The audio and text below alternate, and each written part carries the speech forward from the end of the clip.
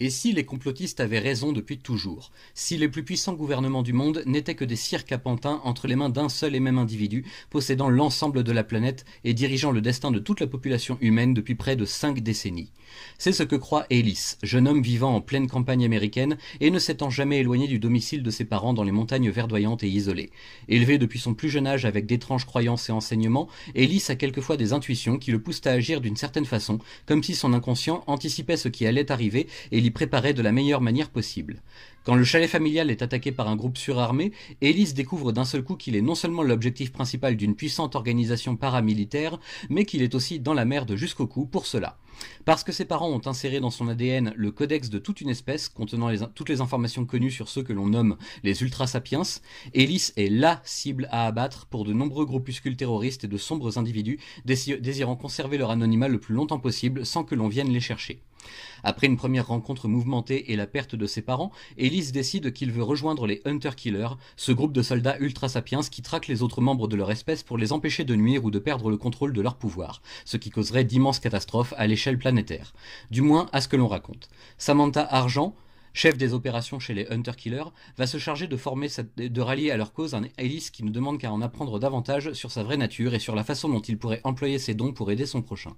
Mais au pays des menteurs, il ne fait pas bon dire la vérité, même par bribes. Ellis va rapidement découvrir qu'il existe plusieurs niveaux de complexité à la situation qu'il vient de rejoindre, et que l'individu qui manipule le reste du monde dans l'ombre obéit lui-même à des informations venant d'un futur incertain en constante évolution, menant toujours vers une seule et même conclusion, la fin du monde. Dès lors, il faudra que le jeune agent fasse ses propres choix et accepte le fait d'être la clé que tout le monde recherche, sans en comprendre tout de suite la raison première. Si Ellis tombe entre de mauvaises mains, ça pourrait signer le début de l'apocalypse. Tout ce que ces gens pensent savoir sur la façon dont fonctionne le monde est à remettre en question, tout n'est qu'illusion et partie d'échec d'ampleur planétaire, pour tenter d'éviter le pire en reculant chaque fois la terrible échéance de quelques années supplémentaires. Mais assez vite, une question obsédante va se poser à Ellis, un véritable catalogue vivant du genre surhumain. N'est-il pas déjà entre de mauvaises mains ?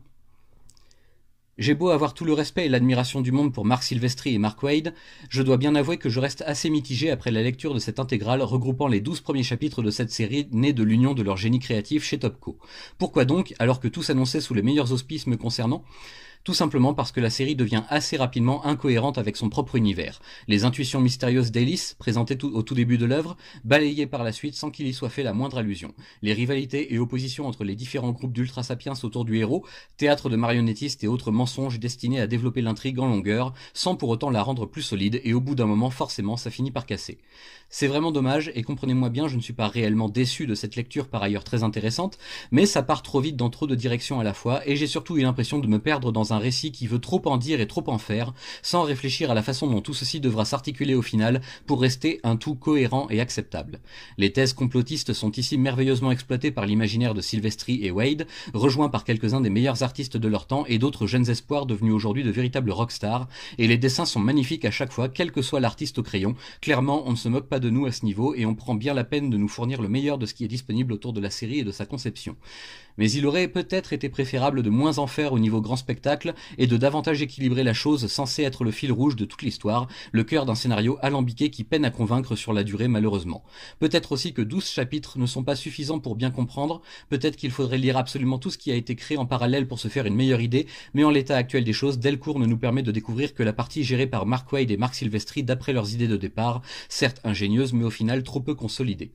Hunter Killer restera donc pour moi un semi-échec de la part d'auteurs et d'artistes pour qui j'ai énormément de considération, une tentative de copier et de fusionner les concepts de séries légendaires du monde des comics mais sans réelle application pour que tout ceci demeure fonctionnel sur le long terme, malgré les soins apportés par Delcourt à cette belle édition française. Un coup d'épée dans l'eau, pourrait-on dire, assez impressionnant au niveau technique mais restant bien inutile puisque manquant sa vraie cible et son premier objectif. À conseiller à celles et ceux qui voudraient approfondir leur connaissance du parcours de Marc Silvestri, mais avec quelques réserves toutefois pour éviter une déception bien dommageable. Tout comme pour le personnage de Morningstar, les illusions de grandeur peuvent parfois être bien pires quand elles se concrétisent.